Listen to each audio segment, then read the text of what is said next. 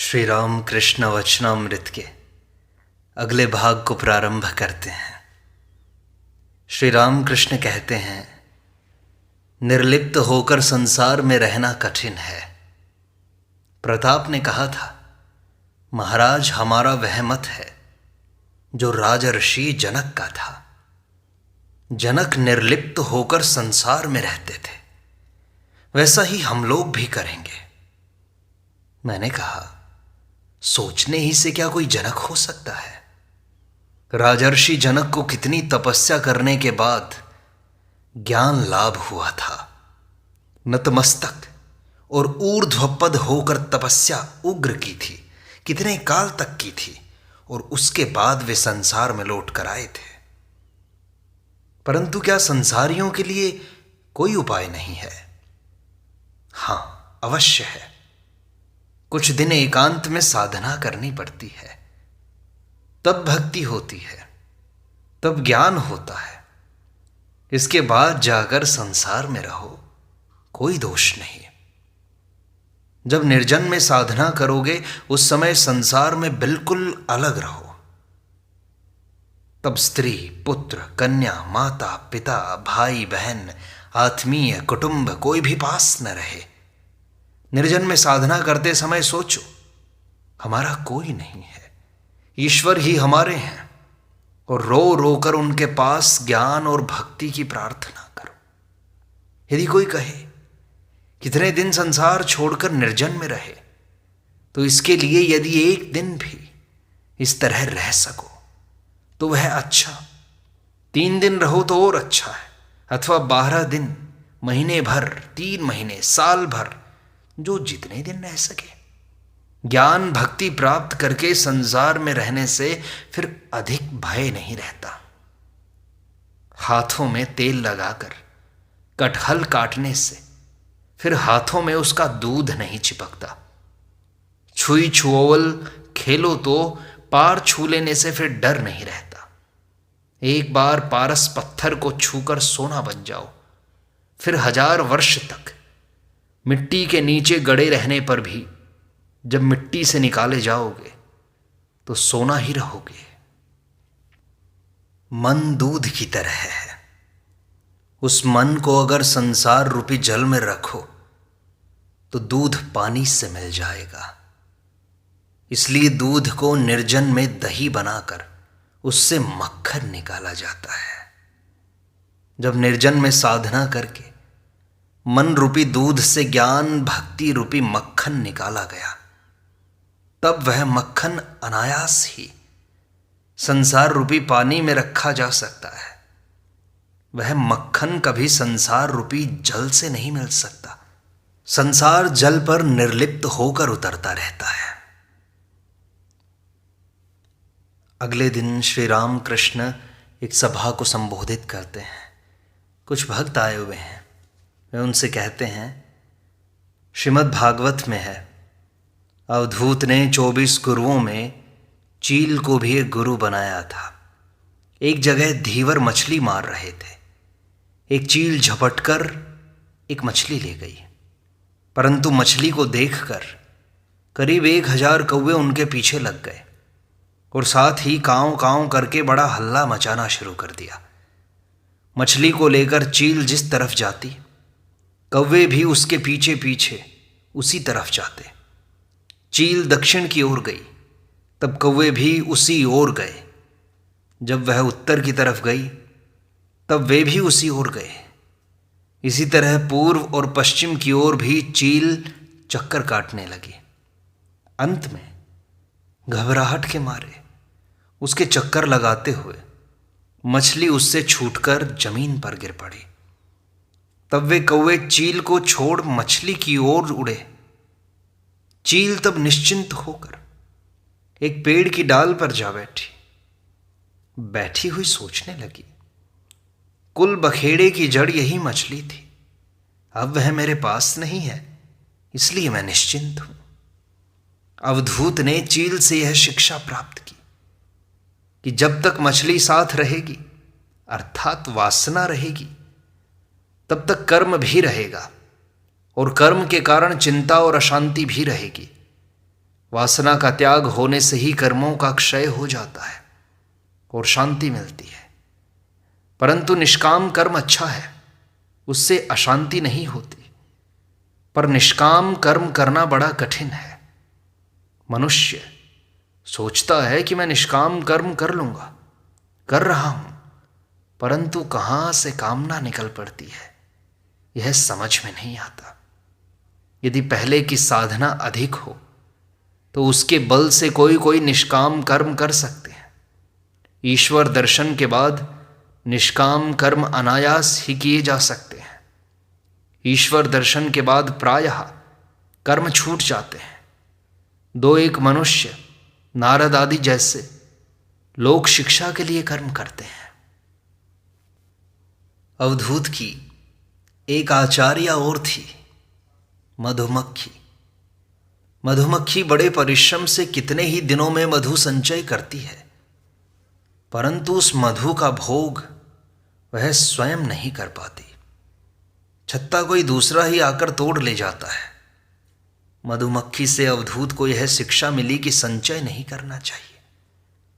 साधु संतों को 16 आने ईश्वर पर अवलंबित रहना चाहिए, उन्हें संचय नहीं करना चाहिए। यह बात संसारियों के लिए नहीं है। संसारी को संसार का भरण पोषण करना पड़ता है, इसलिए उन्हें संचय की आवश्यकता होती है। पक्षी और संत संचयी नहीं होते, परंतु चिड़िया बच्चे देने पर संचय करती है। चोंच में दबाकर बच्चे के लिए खाना ले आती है। श्री रामकृष्ण विजय से कहते हैं, साधु के साथ अगर बोरिया बंधना रहे, कपड़े की 15 गठरियां रहें, तो उस पर विश्वास न करना। मैंने बटतल्ले में एक साधु देखे थे, 2-3 बैठे हुए थे। कोई दाल के कंकड़ चुन रहा था, कोई कपड़ा सी रहा था, और कोई बड़े आदमी के घर के भंडारे की गप लड़ा रहा था।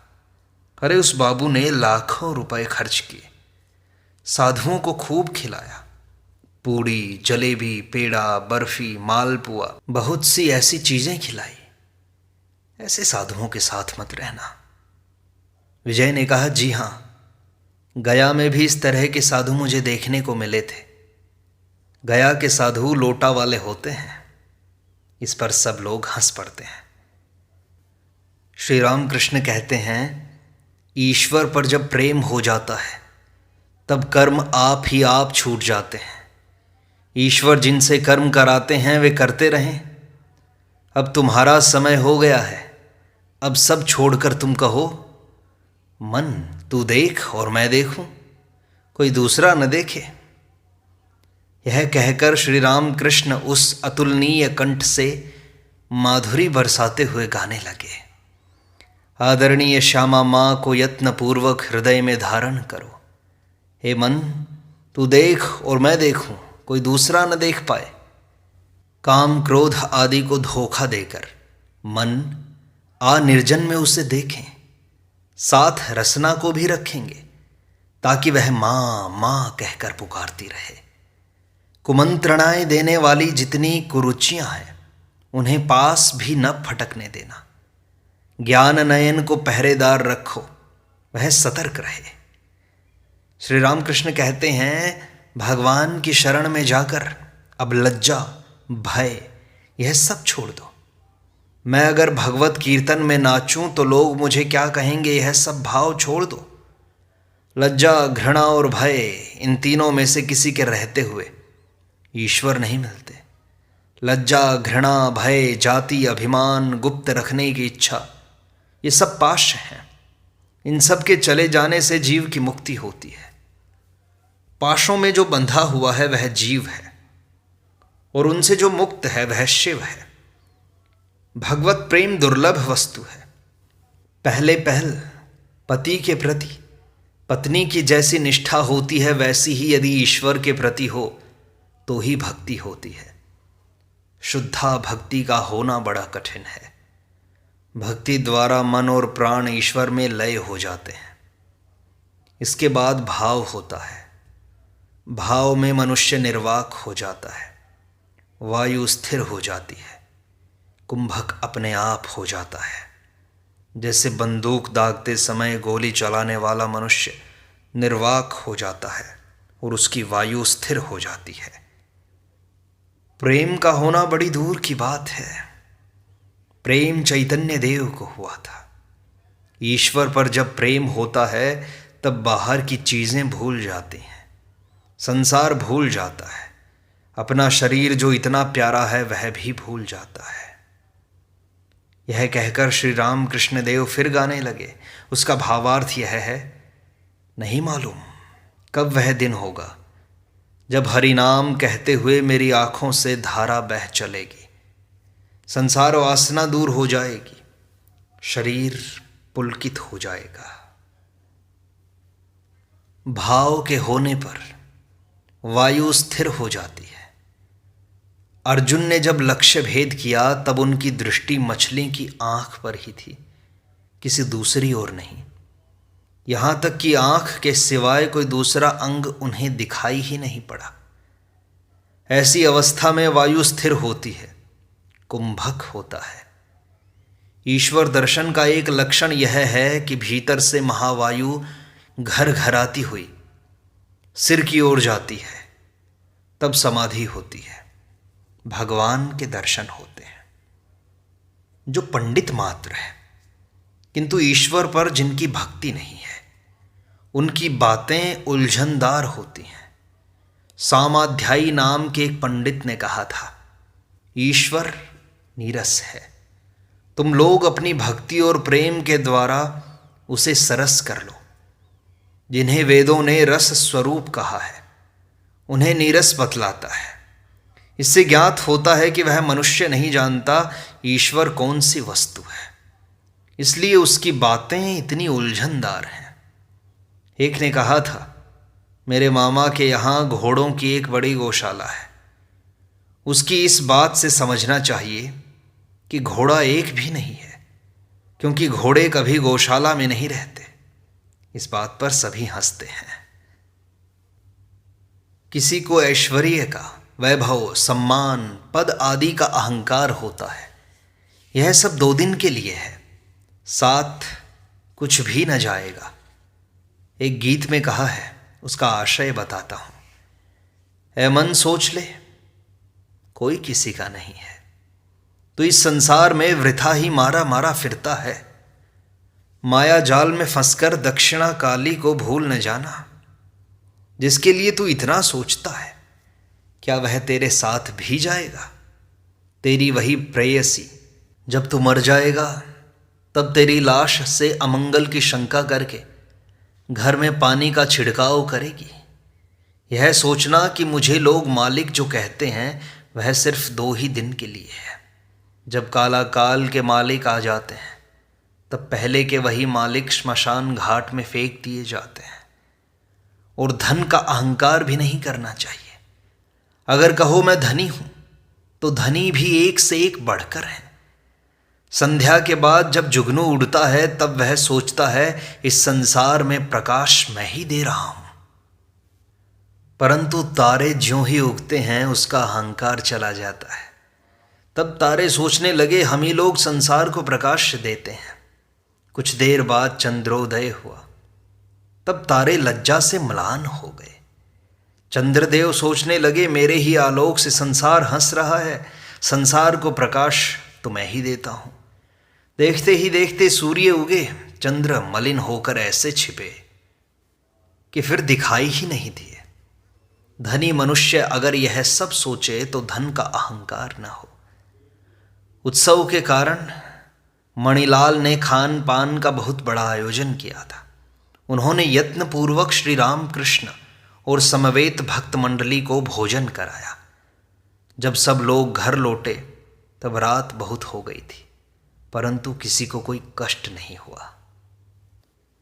अगले दिन श्री राम कृष्ण समझाते हैं, जब तक उपाधि है तभी तक अनेक का बोध हो सकता है, जैसे केशव, प्रसन्न, अमृत, ये सब। पूर्ण ज्ञान होने पर एकमात्र चैतन्य का ही बोध होता है। पूर्ण ज्ञान होने पर मनुष्य देखता है वही एकमात्र चैतन्य है। यह जीव प्रपंच, ये 24 तत्व बने हैं। परंतु शक्ति की विशेषता पाई जाती है। यह सच है कि सब कुछ वे ही बने हैं, परंतु कहीं तो उनकी शक्ति का प्रकाश अधिक है और कहीं कम। विद्यासागर ने कहा था, क्या ईश्वर ने किसी को अधिक शक्ति और किसी को कम शक्ति दी है? तो मैंने कहा, अगर ऐसा न होता तो एक आदमी 50 आदमियों को हराता कैसे? और तुम्हें ही फिर क्यों हम लोग देखने आते हैं? वे जिस आधार में अपनी लीला का विकास दिखलाते हैं, वहाँ शक्ति की विशेषता रहती है। जमींदार सब जगह पर रहते हैं, परंतु उन्हें लोग किसी खास बैठक खाने में अक्सर बैठते हुए देखते हैं। ईश्वर का बैठक खाना भक्तों का हृदय है। वहाँ अपनी लीला दिखाना उन्हें अधिक पसंद है। वहाँ उनकी विशेष भक्ति, विशेष शक्ति अवतीर्ण होती है। इसका लक्षण क्या है ये पूछो तो जहाँ कार्य की अधिकता है वहाँ शक्ति का विशेष प्रकाश है। यह आद्या शक्ति और परब्रह्म दोनों अभेद हैं। एक को छोड़ दूसरे का चिंतन नहीं किया जा सकता। जैसे ज्योति और मणि, मणि को छोड़ मणि की ज्योति के बारे में सोचा नहीं जा सकता, और न ही ज्योति को अलग करके मणि के बारे में ही सोचा जा सकता है। जैसे सर्प और उसकी वक्र गति, न सर्प को छोड़ उसकी तिर्यक गति सोची जा सकती है, और न ही तिर्यक गति को छोड़ सर्प को। आद्या शक्ति ने इस जीव प्रपंच, इस चतुर्विंशति तत्व का स्वरूप धारण किया है। अनुलोम विलोम, ये सब राखाल, नरेंद्र तथा और लड़कों के लिए क्यों मैं इतना सोच विचार किया करता हूं? हाजरा ने कहा, आप उन लोगों के लिए इतना सोचते क्यों हो? ईश्वर चिंतन फिर कब करोगे? तब मुझे बड़ी चिंता हुई। मैंने कहा, माँ ये क्या हुआ? हाजरा कहता है उन लोगों के लिए इतना क्यों सोचते रहते हो? फिर मैंने भोलेनाथ से पूछा। उसने कहा, इसका उदाहरण महाभारत में है। समाधिस्थ मनुष्य समाधि से उतरकर ठहरे कहाँ? वह इसीलिए सत्वगुणी मनुष्यों को लेकर रहता है। महाभारत का यह उदाहरण जब मिला तब जी में जी आया। ये सुनकर सब लोग हंसते हैं। वे कहते हैं हाजरा का दोष नहीं है। साधक अवस्था में संपूर्ण मन नेति नेति करके उन्हें दे देना पड़ता है। सिद्ध अवस्था की बात दूसरी है। उन्हें प्राप्त कर लेने पर अनुलोम और विलोम एक से प्रतीत होते हैं। मट्ठा अलग करने पर जब मक्खन मिलता है तब जान पड़ता है कि मट्ठे का ही मक्खन है और मक्खन का ही मट्ठा। तब ठीक ठीक समझ में आता है। फिर सब कुछ वे ही हुए हैं। कहीं उनका प्रकाश अधिक है और कहीं पर कम। भाव समुद्र उमड़ने पर स्थल में भी एक बांस पानी हो जाता है। पहले नदी से होकर समुद्र में जाते समय बहुत कुछ चक्कर लगाकर जाना पड़ता है, और जब बाढ़ आती है तब सूखी जमीन पर भी एक बांस पानी हो जाता है। तब नाव सीधे चलाकर लोग जगह पर पहुंचते हैं। फिर चक्कर मारकर नहीं जाना पड़ता। इसी तरह धान कट जाने पर मेंढ से चक्कर काटकर नहीं आना पड़ता। सीधे एक रास्ते से निकल जाओ। उन्हें प्राप्त कर लेने पर फिर सभी वस्तुओं में उनके दर्शन होते हैं। मनुष्य के भीतर उनका अधिक प्रकाश है। मनुष्यों में सत्वगुणी भक्तों में उनका और भी अधिक प्रकाश रहता है, जिनमें कामिनी और कांचन के भोग की बिल्कुल ही इच्छा नहीं रहती। सब स्तब्ध हो गए हैं रामकृष्ण की ये बातें सुनकर। वे कहते हैं समाधिस्थ मनुष्य जब उतरता है तब भला वह कहाँ ठहरे, किस पर अपना मन रमाए। कामिनी और कांचन का त्याग करने वाले सत्वगुणी भक्त, उनकी आवश्यकता इसीलिए होती है, नहीं तो फिर वे क्या लेकर रहेंगे। जो ब्रह्म है वे ही आद्या शक्ति भी हैं। जब वे निष्क्रिय हैं तब उन्हें ब्रह्म कहते हैं, पुरुष कहते हैं। जब सृष्टि स्थिति प्रलय ये सब करते हैं तब उन्हें शक्ति कहते हैं, प्रकृति कहते हैं। पुरुष और प्रकृति, जो पुरुष हैं वे ही प्रकृति भी हैं। आनंदमय और आनंदमयी दोनों। जिसे पुरुष ज्ञान है उसे स्त्री ज्ञान भी तो है। जिसे पिता का बोध है उसे माता का भी बोध है। जिस अंधेरे का ज्ञान है उसे उजाले का भी ज्ञान है। जिसे रात का ज्ञान है उसे दिन का भी ज्ञान है। जिसे सुख का ज्ञान है उसे दुख का भी। इस बात को ध्यान से समझें। माँ कौन सी माँ? जगत की माँ, जिन्होंने जगत की सृष्टि की, जो उसका पालन कर रही है, जो अपनी संतानों की सदा रक्षा करती है और धर्म, अर्थ, काम, मोक्ष जो जो कुछ चाहता है उसे वही देती है। जो उनकी यथार्थ संतान है वह उन्हें छोड़कर नहीं रह सकती। उसकी माता ही सब कुछ जानती है। वह तो बस खाता है, खेलता है और घूमता है। इसके सिवाय वह कुछ नहीं जानता। क्या ईश्वर ऐश्वर्य के भी वश हैं? वे तो भक्ति के वश में हैं। जानते हो वे क्या चाहते हैं? वे रुपया नहीं चाहते, भाव, प्रेम, भक्ति, विवेक, वैराग्य सब चाहते हैं। जिसका जैसा भाव होता है वह ईश्वर को वैसा ही दिखाई देता है। जो तमोगुणी भक्त है वह देखता है कि माँ बकरा खाती है, वह बकरे की बलि भी देता है। रजोगुणी भक्त नाना प्रकार के व्यंजन, अन्न, पकवान चढ़ाता है। सत्वगुणी भक्त की पूजा में आडंबर नहीं होता। उसकी पूजा लोग समझ भी नहीं पाते। फूल नहीं मिलते तो वह बिल्व पत्र और गंगा जल से ही पूजा कर लेता है। थोड़े से चावलों या 2 बताशों का भी भोग लगा देता है। कभी कभी खीर पकाकर ही ठाकुर जी को निवेदित कर देता है। एक और है त्रिगुणातीत भक्त। उसका स्वभाव बालकों जैसा होता है। ईश्वर का नाम लेना ही उसकी पूजा है। वह बस उनका नाम ही जपता रहता है। इस प्रकार श्री रामकृष्ण वचनामृत का यह भाग संपूर्णता को प्राप्त होता है। शेष अगले अंक में।